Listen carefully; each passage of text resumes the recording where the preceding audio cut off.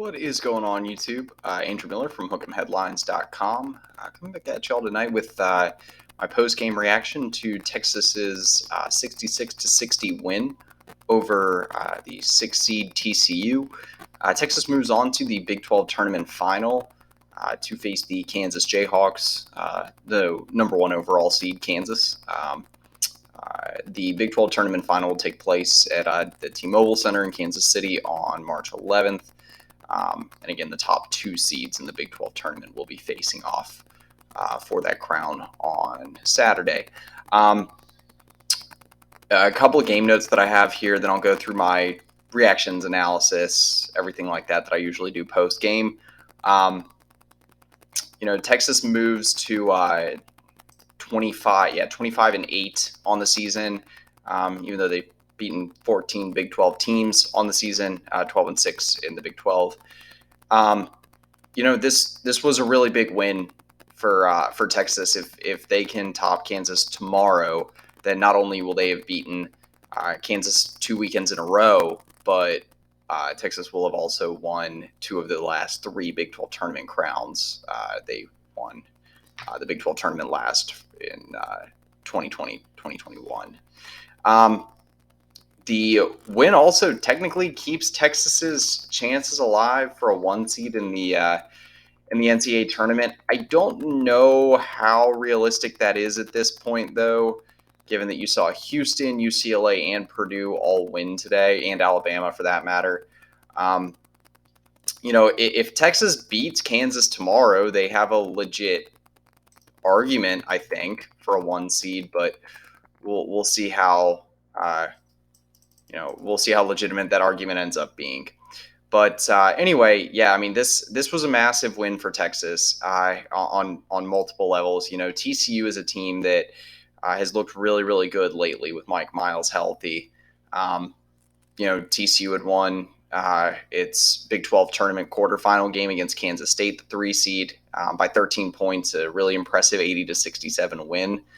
They had also won 3 of their last 4. And on the season in total, TCU was 18-5 with Mike Miles playing double-digit minutes.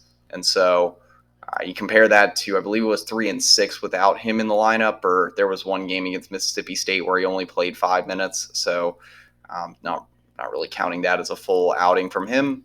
But yeah, 3-6 on the season when he essentially isn't in the lineup. So he obviously a huge difference maker for them, someone that really sparks that offense, puts that team together, but as well as leading them in the transition game. But I'll get more into that later. So like I said, big win for Texas, 25th win on the season, 18th win on the season for Rodney Terry, the Sporting News Coach of the Year. But yeah, let's get into some of my game notes here and takeaways, thoughts, things like that, from a team level for the Longhorns. So Texas, the two biggest things for me in this game for Texas: one, you got the bench productivity. 2, you really found a way to take TCU out of their game. I mentioned this pregame, but Texas, the two things that you needed to limit for TCU: it's points in the paint and transition points, or fast break points. And TCU came into this game leading the country actually in fast break points per game, around 19 or 20, and leading the Big 12, and one of the leaders in all of the major conferences as well as in terms of points in the paint per game at around 39.4. Texas completely took those elements of TCU's game away. From the perspective of points in the paint, TCU saw Eddie Lampkin step away for the season, but they still got some other lengthy players that can get to the rim and score at the basket. They can also get some points in transition. Those two elements of TCU's game really feed into each other quite well. But TCU outscored in terms of points in the paint 42-22 by Texas. Losing the points in the paint battle by a margin of 20 is the largest margin that TCU has lost by outside of a defeat against Iowa State, where I believe it was by 24. And I that completely blew me away. Texas was able to really command the paint, largely thanks to Dylan Dessou and Christian Bishop. And whether it was getting blocks, I think those two combined for 5 blocks on the night. Really just finding a way to clog up the lanes, still being disruptive on the perimeter. I don't think you could say enough about that because, again, Texas still found a way to get TCU out of sorts. It wasn't the same number of turnovers that you saw the last time these two teams met. Texas still found a way to disrupt TCU enough. 14 turnovers compared to 10 for Texas. Like I said, was enough to get the job done.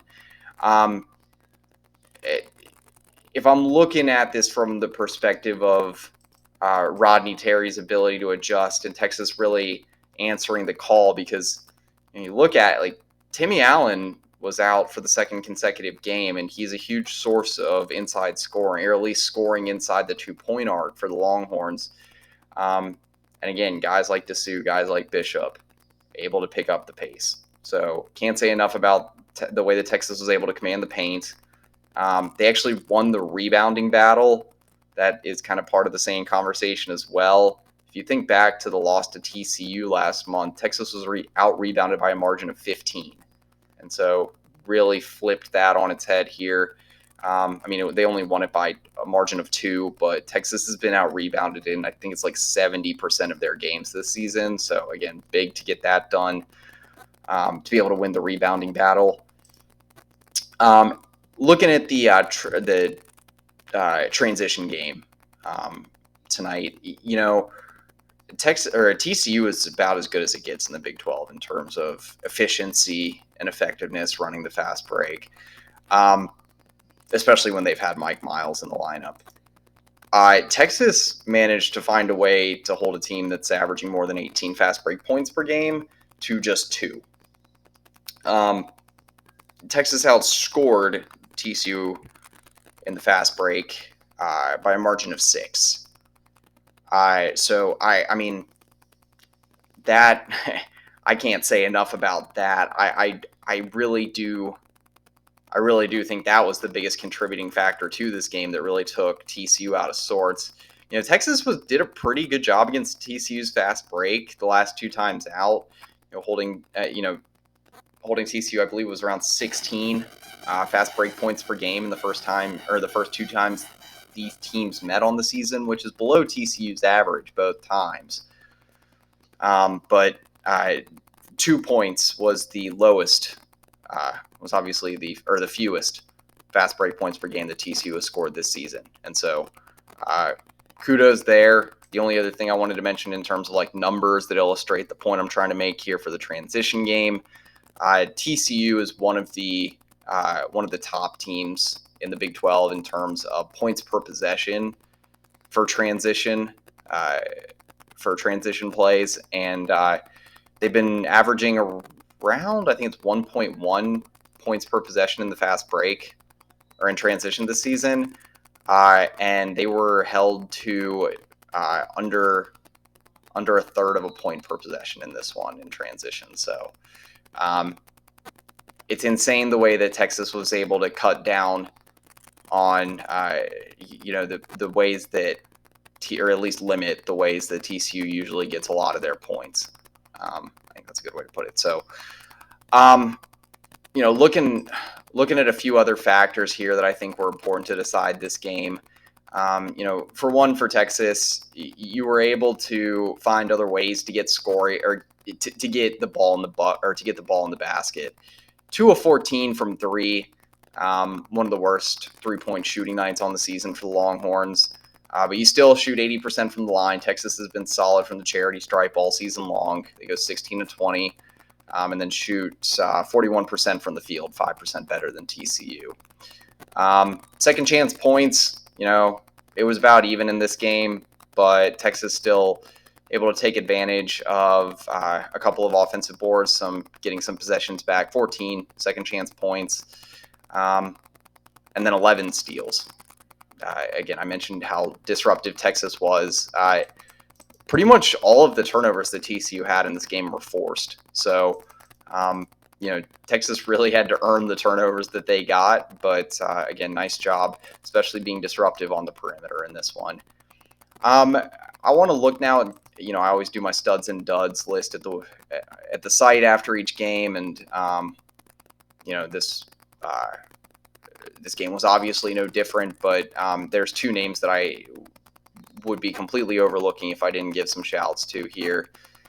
The first one is Dylan Dessou. The senior big man was awesome. He's been playing really, really well, stepping up for Texas in the last two games with Timmy Allen out. He posted 15 points, 8 rebounds. But I think it was 2 steals and 2 blocks and 1 steal. And the only reason I think why you didn't see more out of Dylan Dessou in this game was that he ran into some early foul trouble. Ended up with 4 personal fouls on the night. Played 23 minutes, which was 9 fewer than he played last night. But again, goes 6 of 7 from the field, 3 of 4 from the line. 2 blocks, 1 steal. Was a +7. Led all Texas starters in points, rebounds, and plus minus for the second consecutive night. Also led in game score if you're just looking for more of an all-encompassing metric. But yeah, I mean, again, Dessou was getting it done on both ends of the floor. Had some key blocks. There was one, I had mentioned this in my post-game piece, but he had one block that allowed Marcus Carr to get a key transition bucket late in this one. Really helped Texas keep solidifying that lead. But like I said, Dessou's playing really well, averaging around 13 points per game. It's like 11 or 10? Yeah, 13 points per game, 10 rebounds, 1 assist, 3 blocks, and 2 steals in the Big 12 tournament so far. So again, really stepping up when it matters for Texas. The other stud that I had spotlighted in my piece for tonight is Christian Bishop. He was the MVP, I think, for Texas in this game. Had 15 points off the bench. Played nearly a spotless game. His stat line is pretty crazy. 7 rebounds, 4 offensive boards, 0 turnovers, which is huge. 3 blocks and 1 steal. Again, able to get it done on both ends of the floor. Efficient scoring, getting Texas a lot of additional possessions back, and really establishing that paint presence that Texas didn't have the last time out against TCU. Just a couple ways to highlight how big this night was for Bishop. He's the first player in all of college hoops to come off the bench, first player in all of college hoops since like early January to come off the bench, score at least 15 points while putting up at least 7 rebounds and 3 blocks with no turnovers. He's also the first, like I said, the first player in March to do that. So, really crazy time to be able to deliver that for the Longhorns. But I think this was definitely his best outing of the season. It was, I believe, 10 second half points that he had, and that is also good for a season best for him. Another guy I wanted to give a shout to, actually 2 guys I wanted to give shouts to just in terms of solid performances.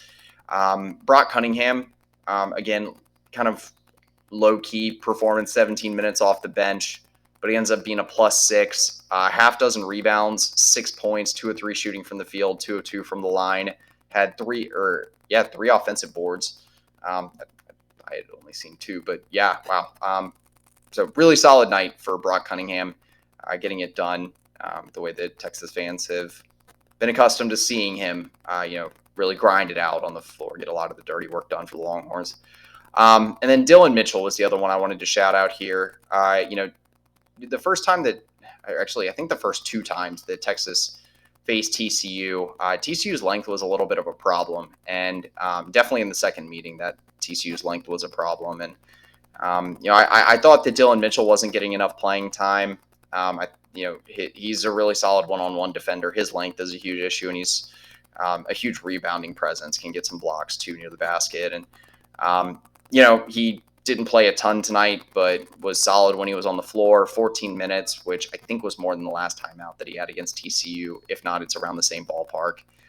2 rebounds, 1 block, Didn't turn it over at all. Didn't get any fouls. So again, solid for a little more than a dozen minutes.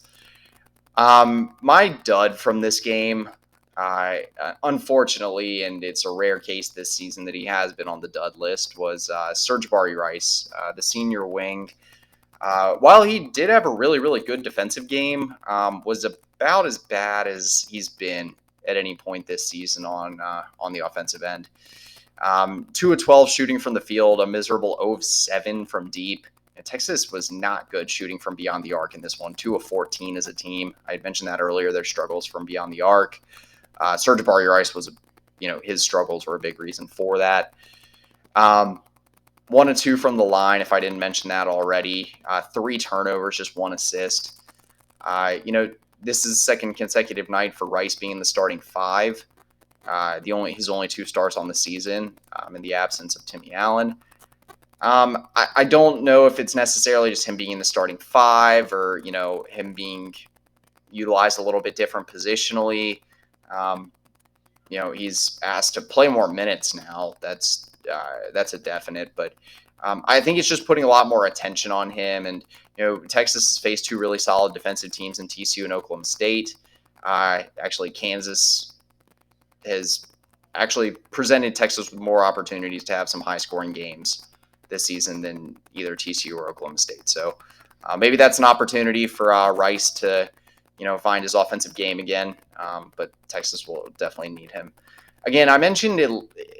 While Rice was struggling on the offensive end, at least he was really solid defensively. 2 blocks, 3 steals, half dozen boards, all defensive rebounds. It's only his second game this season where he's posted 3 steals and 3 steals and 2 blocks. His first game, though, posting that stat duo with half dozen rebounds. So at least good to see him finding other ways to contribute in a positive sense. But yeah, that's pretty much all I got in terms of studs, duds, game notes, things like that. We're hitting about the 17-minute mark of the video. Just looking forward to what's next for Texas. Again, I mentioned it before, but got a championship game tomorrow. I guess actually technically today. We're recording a little after midnight after the game's over. But yeah, so Texas looking for its 26th win on the season. Shore up its resume as much as possible before Selection Sunday. Any last chances that they have at a 1 seed are going to be figured out tomorrow. But Texas will be looking for its second win on the season against Kansas. So it'll be a fun one tomorrow. Really looking forward to it. And again, we'll see if Texas can push their winning streak to 4 games heading into the NCAA tournament. But for Andrew Miller at Hook'emHeadlines.com, that is pretty much it. Hook 'em.